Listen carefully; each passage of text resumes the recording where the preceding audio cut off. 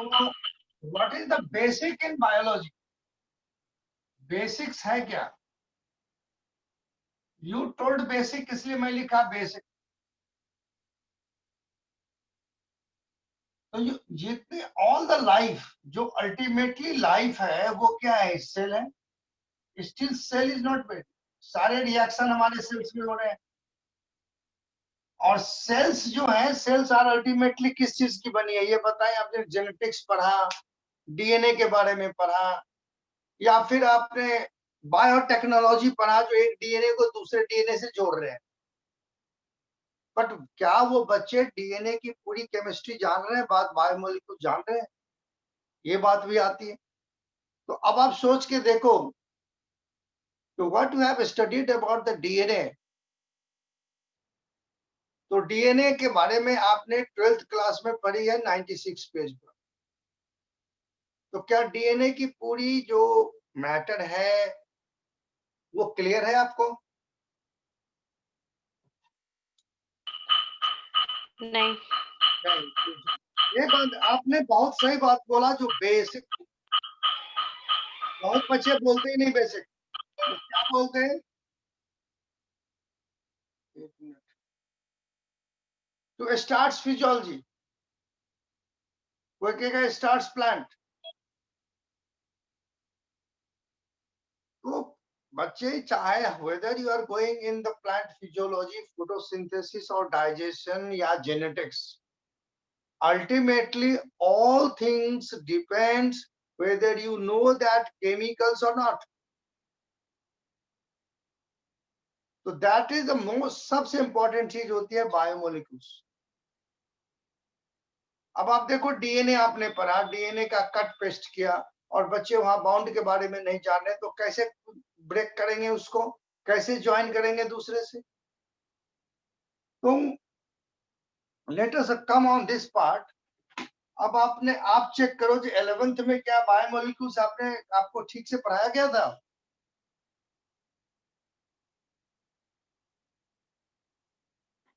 आवाज आ रही बच्चे?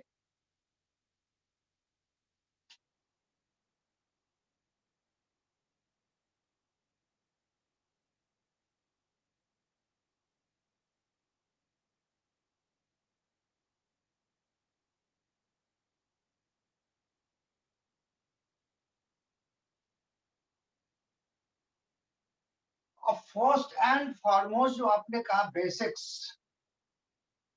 तो as all living things, all living things and their function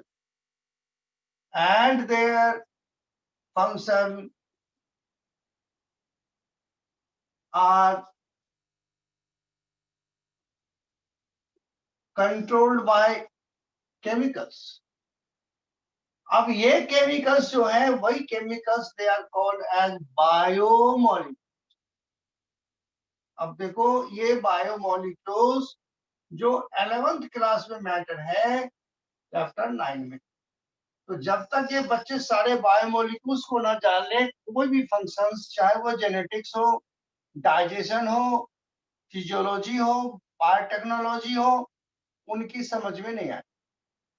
और बायोलॉजी रटने की चीजें है नहीं, just you have to understand. तो नाउ अब यहां से आप थोड़ा सा पेन पेंसिल से लिखना शुरू करें अपनी। We have come on biomolecules. So all living things are here made up of biomolecules.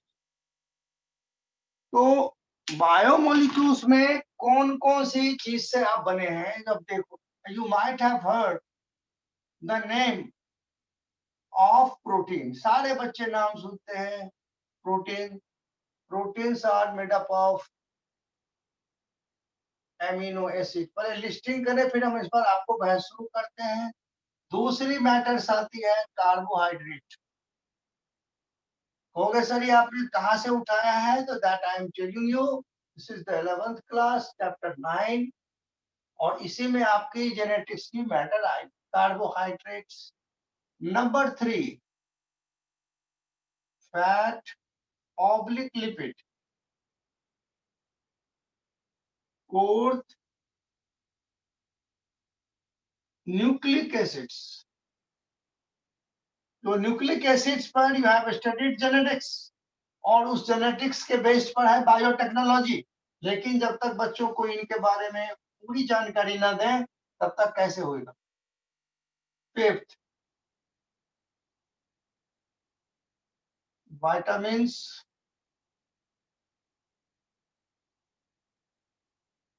minerals, last but not least water. अब ये देखो, यही सारे केमिकल सारे ऑल लिविंग थिंग्स को बनाए हुए हैं। All living things are ultimately made up of these things, और उनके अंदर सारी रिएक्शन चलती है। चाहे वो जेनेटिक्स में आपने पढ़ा हो, या आपने नाम सुना हो फोटोसिंथेसिस का, या आपने नाम सुना हो रिस्पिरेशन।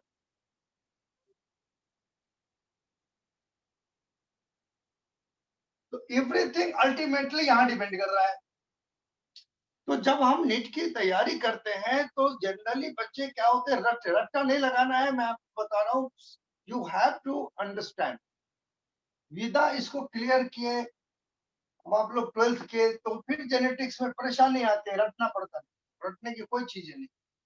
तो these are the biomolecules which you have to study. यदि बच्चे आपने नोट कर दिया है तो इस पे आप मैसेज बॉक्स में लिख दो done, so that I could understand. क्योंकि you are muted now perhaps.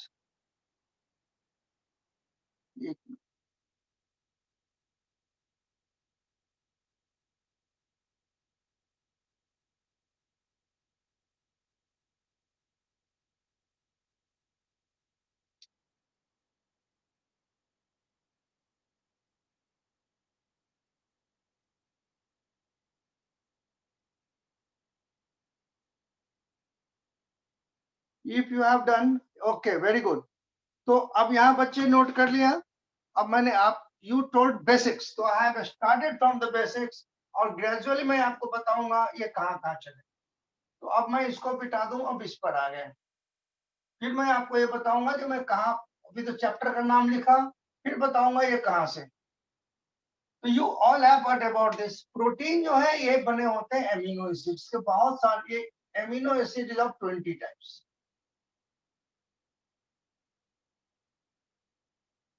तो 20 टाइप्स एमिनो एसिड आपस में कंबाइन होकर प्रोटीन बनाते हैं। अब बच्चे याद करिए, आपने जेनेटिक्स में प्रोटीन सिंथेसिस पढ़ा है 115 पेज पर, ऐसे करके एक डायग्राम था। आई थिंक इसको नोट नहीं करना है, मैं रिकॉल करा रहा हूं। ऐसे एक डायग्राम था राइबोसोम और पॉलीपेप्टाइड का। यदि बच्चों को इसकी पूरी ढंग से केमिस्ट्री नहीं आ रही तो ये वहां पर, यहाँ पर क्या रिएक्शन हो रहा है समझ में नहीं आया। चलो, अब हम बच्चे इस पर आ गए, जो protein is made up of amino acid. अब हम हेडिंग लिखते हैं एमिनो एसिड। आप भी लिखो amino acid. Amino acid is unit of protein. अब हम इसका जनरल स्ट्रक्चर पढ़ा। General chemical structure of an amino acid।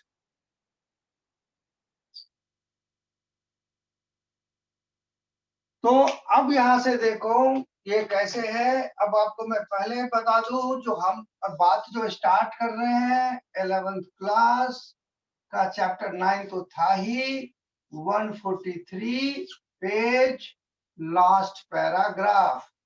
हमारे पढ़ाने के बाद आप उलट के देखेंगे और ये कहाँ लिंक होगा वो भी, ये आपको नहीं होना चाहिए तो सर कहाँ से बातें कर। I am talking from this chapter, from this page and from this last. अब देखो बच्चे, वहां पर ये लाइन मिलेगा।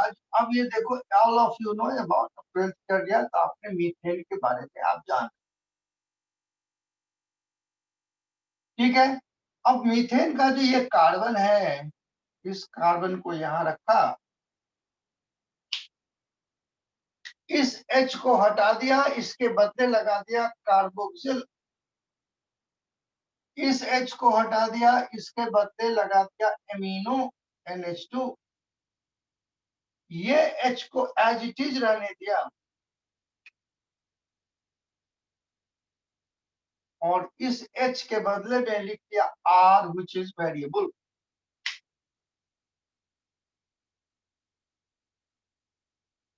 तो ये जनरल केमिकल स्ट्रक्चर हुआ एमिनो एसिड को, ये रेड वाला है, बुक में आपको मिलेगा अल्फा कार्बन, अल्फा का मतलब पहला, अल्फा जैसे आलिफ बोलते, आलिपेटे बोलते, ABCD बोलते, इसी तरह ये बायोलॉजी में अल्फा बीटा बोलते, पहला दूसरा को, और कुछ भी नहीं है।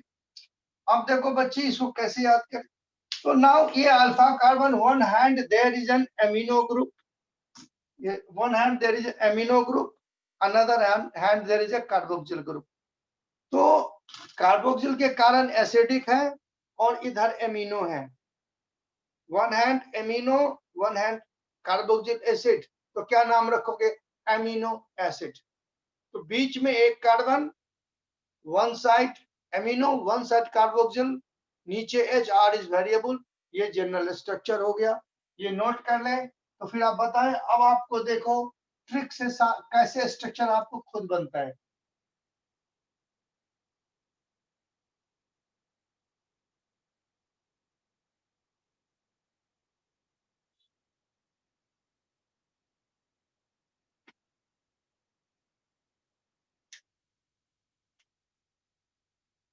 हो जाए बच्चे इसका, तो आप डन लिख देना चैट पर, so that I can start further.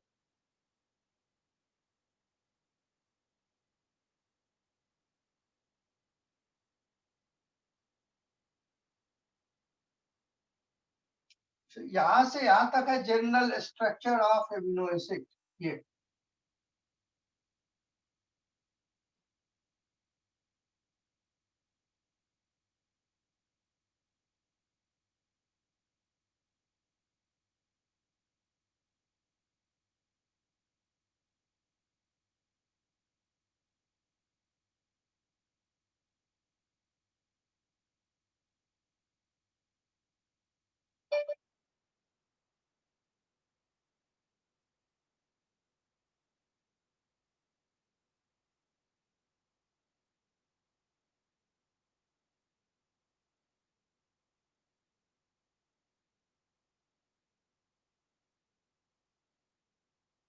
एक मिनट, कौन है waiting?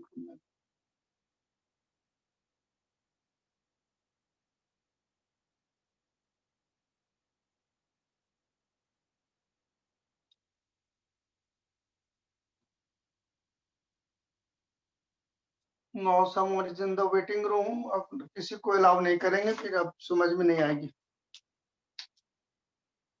So they may come from the next class। हाँ बच्चे, तो मैं इसको नोट कर लिया, कर लिया सब, कोई दिक्कत तो नहीं? नो।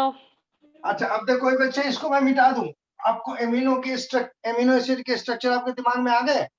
Yes sir. अब देखो दो तीन कैसे, आपके आगे अगल बगल अपनी बुक्स रखी है एनसीईआरटी? है सर। ठीक है, जब मैं बोलूंगा तब आप बोलना है। No students are coming। नहीं, I will not allow you want to join। No, इतने लेट ज्वाइन कराऊंगा तो फिर को बीच में समझ में नहीं आएगी। चलो अब structure of certain amino acids. अब देखो एक चीज तो क्लियर हो गया, जनरल स्ट्रक्चर। मैं तीन का नाम लिखता हूं, देखो, ग्लाइसिन,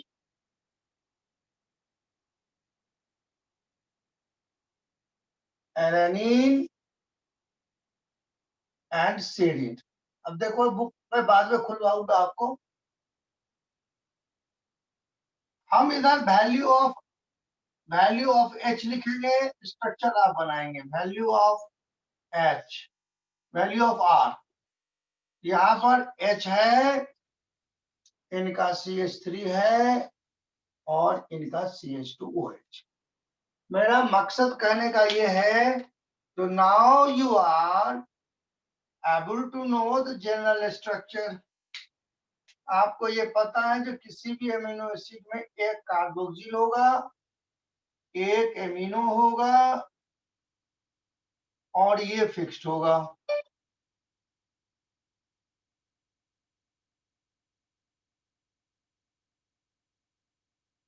अब यहाँ पर ये R बदलना है। अब यहाँ आपने H लगा दिया तो ग्लाइसिन, ये लगा दिया तो एलेनिन, ये लगा दिया तो सेरीन। अब बना के देखो तो आपको अपने से बन रही है। Got the point?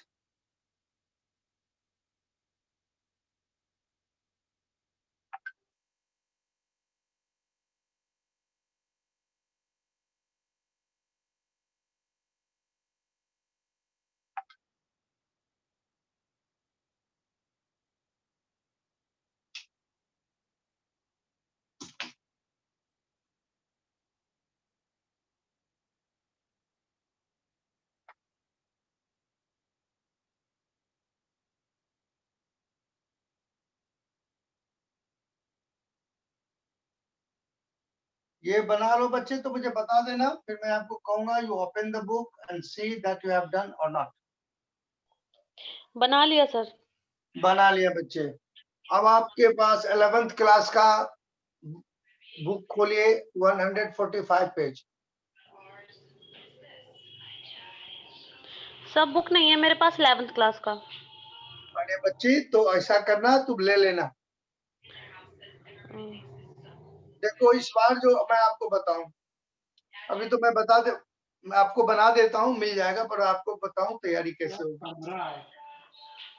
इस बार आप अब इस बार जब एग्जाम आने वाला है, तो अभी क्या किया है, जो ये कोरोना के कारण 12th में से 5 चैप्टर हटा दिए हैं। आपने तो सारे पढ़े होंगे। हाँ। अब इसमें से 5 हटा दिए, तो अब जो नेक्स्ट एग्जाम होगी तो 99% चांस होता है कि इसको फॉलो करेंगे और they will not incorporate that 5 chapter. तो 12th के हमारे पास 11 चैप्टर आएंगे और 11th के बाय 22 के 22 आएंगे। बच्ची समझ में आ रही है बात? जी सर। तो 22 चैप्टर 11th के आएंगे और 11th के सिर्फ 11 चैप्टर में से आएंगे। तो अब हम बिना बुक से कैसे काम करेंगे? और इस बार का आप बोलोगे सारे क्वेश्चन मैं भेजूंगा, सारा A to Z NCERT आता है। बाहर का बहुत ज्यादा पढ़ लेने से काम नहीं होता, तो आप बुक मंगा लो। अभी तो मैं लिख देता हूँ, आप कंपेयर कर लो।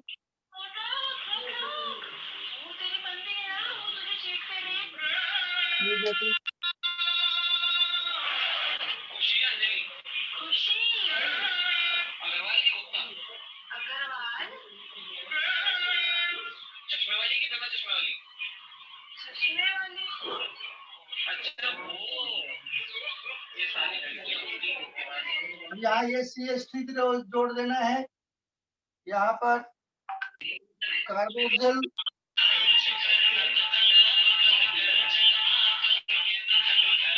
और यहाँ CH, यही बनाया ना आपने? यस सर, यही बनाया है। बस तो ठीक है।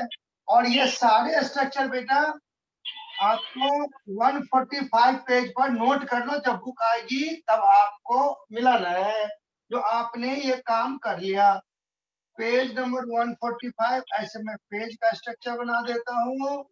यहाँ पर ये तीनों स्ट्रक्चर है, 1 2 3। अभी बुक होता तो आप खुद मिला लेते। तो अब कंपटीशन आप देखो, अब जो एक मिनट के लिए आप आंख मूंद के देखो, ये तीनों एमिनो एसिड के स्ट्रक्चर याद है आपको? कुछ कुछ। ठीक है, देखो इसको यदि आपको ये नया नाम लग रहा है, this is a new name, these are the your new friends, इसको बच्चे ऐसे याद कर लो, GAS। आपके किचन से गैस लीक हो रही थी, ग्लाइसिन, एलानिन, सेरिन। एक और नाम बोल दो बच्चे अपने दोस्त का।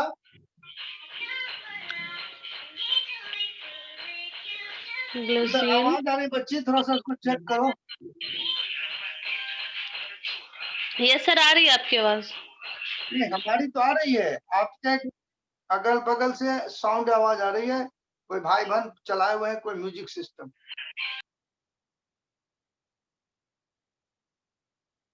उसको बोलो आवाज बंद करे, डिस्टर्ब होगा। अब देखो बच्चे, ये 3 नाम आपको याद हुआ, ये new amino acid new friends हैं। और यस ये सर। क्या नाम बोलो बच्चे एक बार। Glycine, alanine, glycine, serine. इसका एनीन, एलानीन। Alanine, alanine. जैसे अलादीन, अलादीन का चिराग होता एलानिन। और यस ये है सर। सेरिन। सेरीन। हाँ, इनका वैल्यू है H, इनका है CH3, इनका है ये। तो आई थिंक अब इतना तो हर अमीनो एसिड बच्चे कॉमन ही होगा, तो ये स्ट्रक्चर याद हो गया कि नहीं हो गया? हो गया। हो गया। अब इसमें देखो, अब यहीं पर यहाँ मैं आप पेज लिख के छोड़ दो और बुक मंगवा लेना, ठीक है। और जब तक बुक नहीं आती तो आप ई बुक लोड कर सकते हैं एनसीईआरटी के इससे ओके। डाउनलोड कर सकते हो। बेटे थोड़ा आवाज उसको बंद करो, आप आवाज आ रही बहुत। हाँ। देखो आपके छोटे ब्रदर सिस्टर कुछ होंगे, वो चला रखे होंगे।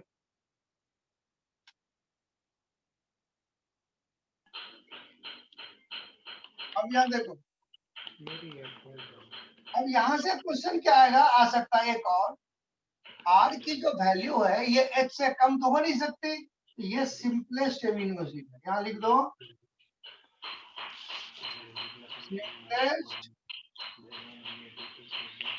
Amino acid. अब यहाँ से ऑब्जेक्टिव बनी, which of the following is simplest amino acid?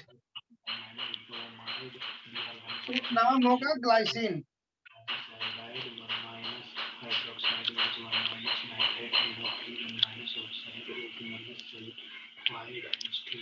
उसको मिटा दो बच्ची।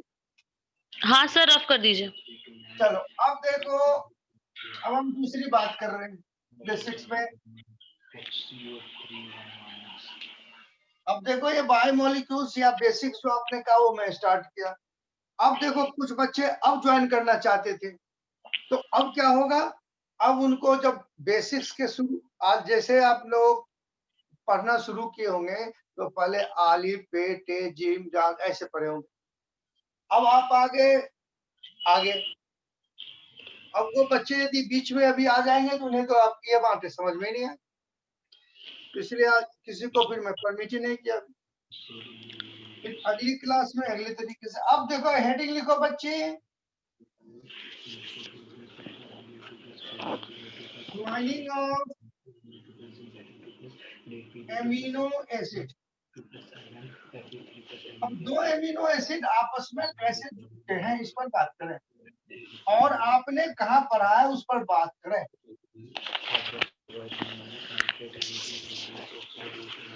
Sulphide H2 minus sulphate SO4 2 minus carbonate CO3 2 minus list of point. अभी इसमें आइंस कम बहुत आए होते हैं।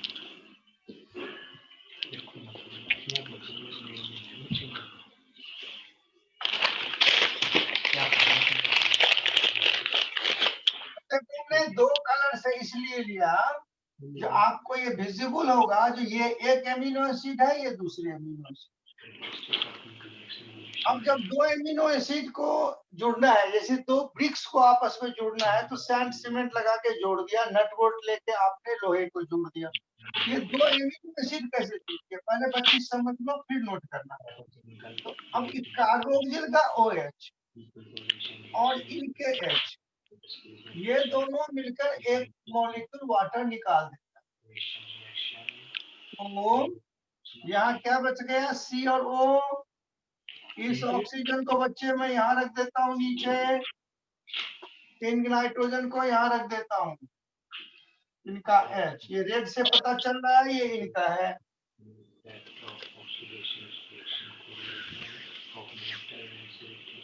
अब यहाँ देखो, अब इनको ऐसे छोड़ दिया। अब देखो क्या हुआ है, इस कार्बोक्सिल में COOH में और NH2 में रिएक्शन हुआ, एक मॉलिक्यूल वाटर निकल गए। तब ये जो बच गया इसको बोला गया peptide bond.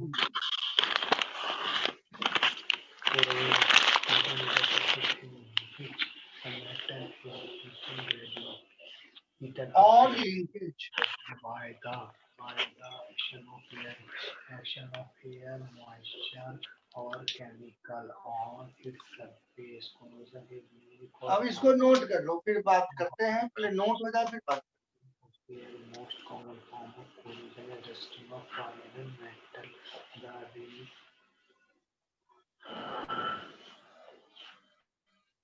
The H2O3 rusting of iron is an redox reaction. The reaction in which reduction and oxidation both take place is called redox. Density. The continuous process, the condition produced by aerial oxidation of red and white in food marked by unpleasant smell and change in taste is called rancidity. Rancidity can be prevented by adding antioxidants. Name of antioxidants क्या होते हैं, anisole और ट्यूलियंस। Yes sir, हो गया। इसको समझने में कोई दिक्कत हुई? नहीं। अब देखो बच्चे, अब मैं आपको बताऊं, 12th वाली बुक तो आपके पास होगी, मैं आपको निकालने की जरूरत नहीं, मैं समझा रहा हूँ। 12th में जब आपने जेनेटिक्स में प्रोटीन सिंथेसिस की होगी, ये स्ट्रक्चर ऐसे आया होगा, याद आ रहा है? अभी अभी बोर्ड दिए तो ये स्ट्रक्चर याद आ रहा है आपको? या हाँ, तो यहाँ पर क्या हो रहा था, ये एमिनो एसिड ही जुड़ रहे थे, यही पेप्टाइड बॉन्ड बन रहा था। तो अब यदि बच्चों को ये नहीं पता है तो इसकी कॉन्सेप्ट कैसे होगी? और ये पेप्टाइड बॉन्ड कौन बना रहा था बच्चे? कौन बना रहा था? तो अब यदि बुक हो, 12th वाली बुक है आपके पास? सर 12th वाली बुक है मेरे पास। तो देखो, तो वहां पर यदि आपके अभी टाइम है तो देखो, नहीं तो अगले दिन देखेंगे, भी समझ लो, मैं बता देता हूँ, अब डिस्टर्ब मत तुम लोग। तो यहाँ पर लिखा है 23S राइबोजाइम लिखा होगा।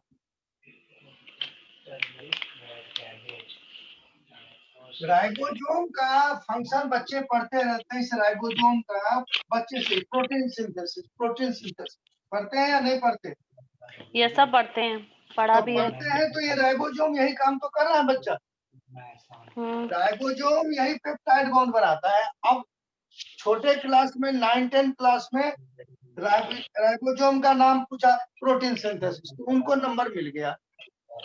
अब हमारे बच्चे जब जेनेटिक्स पढ़ लिए तो ये काम करता है राइबोसोम का राइबोजाइम, वो एंजाइम में होगा। अभी आप समझो ये राइबोसोम यही काम कर रहा है। अच्छा, दूसरी बात, अब देखो, मैं आपने कहा बेसिक्स, बहुत अच्छा लगा सुन के, यू टोल्ड बेसिक, जो बच्चे नहीं बोलते, एक ही बार बहुत हाई फाई बात शुरू कर देते हैं, जेनेटिक्स कर दो सर, ये कर दो सर, तो फिर नीट नहीं हो। अब देखो, अब बच्चे मैं रिकॉल कराता हूँ डाइजेशन की बात। देखो, इससे 2 चीज से, ये जेनेटिक्स को भी थोड़ा ही रिकॉल कराया हूँ, बहुत ज्यादा रिकॉल नहीं कराया हूँ आपको। अब हम जब प्रोटीन खाते हैं, प्रोटीन खाया तो अपने 9th-10th में पढ़ा होगा, प्रोटीन का डाइजेशन हो गया, तो प्रोटीन टूट के एमिनो एसिड बन गई, सेल को चले। तो डाइजेशन में हुआ क्या? अब देखो ये हम जेनेटिक्स की बात करी, अब यहीं से डाइजेशन की बात करता हूँ। जब हम प्रोटीन खाते हैं तो लंबे चेन खाते हैं, और डाइजेशन में हमारा डाइजेस्टिव एंजाइम इसमें एक मॉलिक्यूल वाटर ऐड कर देता है। अभी तो वाटर निकला था, जो राइबोसोम निकाला था, डाइजेशन में यहाँ पर ये दे दिया, ये अलग हो गया तो एमिनो एसिड, ये हो गया डाइजेशन। अब बात समझ में आ रही है बच्चे? अब आप देखो, हम लोगों ने, आपने, मुझे बहुत अच्छा लगा सुन के, यू टोल्ड बेसिक। तो अब हमने अभी शुरू ही किया, प्रोटीन, प्रोटीन में आया एमिनो एसिड, वो 20 टाइप्स है। तो एमिनो एसिड के जनरल स्ट्रक्चर भी कर लिया। तो मेरा बायोमोलिक्यूल से भी कोई क्वेश्चन वो पूछेंगे, ये what is the structure of alanine, glycine, alanine. Peptide bond formation में कार्बोक्सिल एमिनो ग्रुप रिएक्ट करते हैं। वो लाइन हमारा, जब आप 11th के बुक लाओगे तो 151 पर लिखा है, तो इसको पढ़ने से बच्चे वो भी सॉल्व कर ले। जेनेटिक्स में आखिर राइबोसोम कैसे जोड़ता है वो बात की समझ में आ गई। डाइजेशन में यही पेप्टाइड बॉन्ड टूटता है, वो समझ में आ गई। तो जितनी बायोमोलिक्यूल्स हम करते जाएंगे, धीरे धीरे सारे चैप्टर के बेसिक्स यहीं पर क्लियर होता चला जाता है, तो दूसरा चैप्टर इजी हो जाता है। ठीक है बच्चे, अब आप जो है, हम आज यहाँ पर क्लास रोकेंगे, क्योंकि और बच्चे बाद में आ रहे थे, बोलूंगा टाइम से आए बच्चे। अब आपके पास, चूंकि आप अकेले हो, तो जो अब आपके मन में कोई क्वेश्चन हो किसी चैप्टर का, तो तुम बोलो। जो मान लीजिए हम इसको कंटिन्यू करेंगे आगे। ओके। अब आप 11th की बुक ले लो या ई बुक ले लो, लेकिन अच्छा होगा तुम बुक ले लो, और उसी बुक पर हम क्या करेंगे, पढ़ाने के बाद ऑब्जेक्टिव क्वेश्चन पेंसिल से साइड में करवाते चले जाएंगे। और जब एक चैप्टर हो जाती है तो उनकी कोई ऑब्जेक्टिव आप कहीं से कर लो, हम लोग भी प्रोवाइड करेंगे, बट यू डू द, ये तरीके। If you have completed protein, then you should do the objective, और इसकी लिंकिंग कहाँ जाएगी वो भी देखो। बस धीरे धीरे कॉन्सेप्ट के साथ बढ़िए। अब इसको मैं यहाँ रोक रहा हूँ, इसके बाद अब बोलो कहीं और चैप्टर से तुम्हारी दिमाग में कोई क्वेश्चन रहा है तो आप बोलिए, इसको मैं क्लियर करूँ।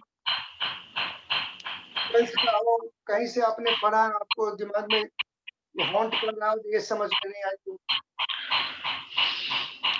सर मैंने बहुत सारे चैप्टर्स पढ़े थे, बट सबसे ज्यादा अगर प्रॉब्लम हुई थी सर जेनेटिक्स में हुई थी।